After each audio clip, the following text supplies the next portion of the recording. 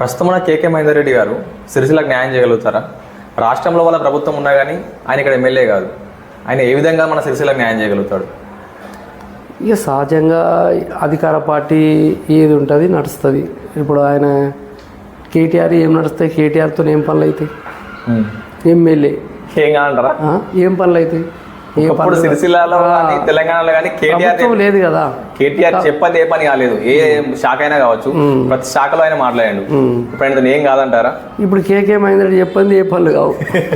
అట్లా అధికారం లేదు, పార్టీ అధికారం ఉంది కనుక ముఖ్యమంత్రులతో డైరెక్ట్ మాట్లాడతాడు, మంత్రులతో మాట్లాడగలుగుతాడు, పనులు చేయించగలుగుతాడు. కేటీఆర్ కంటే బెటరే ఆయనే. ఓకే, ఇప్పుడు ఆయనకు ఏ పదవి ఇస్తే సిరిసిల్లకు న్యాయం చేయగలుగుతారు? ఇప్పుడు అంటే ఏ పదవి ఇస్తారని మీరు అనుకుంటున్నారు? కేకే మహేందర్ రెడ్డికి ఏది ఇస్తే బాగుంటుంది? ఆయన ఎక్కువ నాకు దాని మీద ఇంకా ఐడియా లేదు. ఏమో ఎట్లా వాళ్ళ ప్రభుత్వం వాళ్ళ ఆలోచన ఎట్లుందో మాకు తెలియదు. గతంలో ఎప్పుడైతే ఎలక్షన్ల సమయంలో కాంగ్రెస్ అనేది టికెట్ కేటాయించే విషయంలో చాలా ఆలస్యం చేసింది. టికెట్ కేటాయింపులు ఆలస్యం చేయడం వల్ల అది టీఆర్ఎస్కు మనం లాభం చేకూర్చింది అంటారా?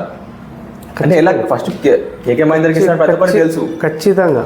చాలా చివరి వరకు కూడా ఆయన పేరును ప్రకటించకుండా, ఆయనకు ప్రచారం చేసుకునే సమయం ఇవ్వకుండా చివరిలో ప్రకటించడం అది టీఆర్ఎస్కు లాభం చేకూర్చిందని మీరు అనుకుంటున్నారా? ఖచ్చితంగా టీఆర్ఎస్కు లాభం చేకూర్చింది.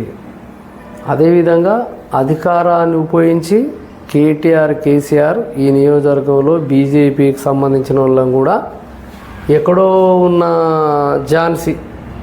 ఝాన్సీని తెచ్చి ఇక్కడ పోటీ పెట్టడం, ఇక్కడ పోటీ చేయకుండా చేయడం, తర్వాత కాంగ్రెస్లో కూడా టిక్కెట్ లేటుగా వచ్చేట్టుగా రకరకాల పద్ధతులు, వాళ్ళకి సంబంధించిన పద్ధతులు ఏ పద్ధతులు ఉపయోగించారు.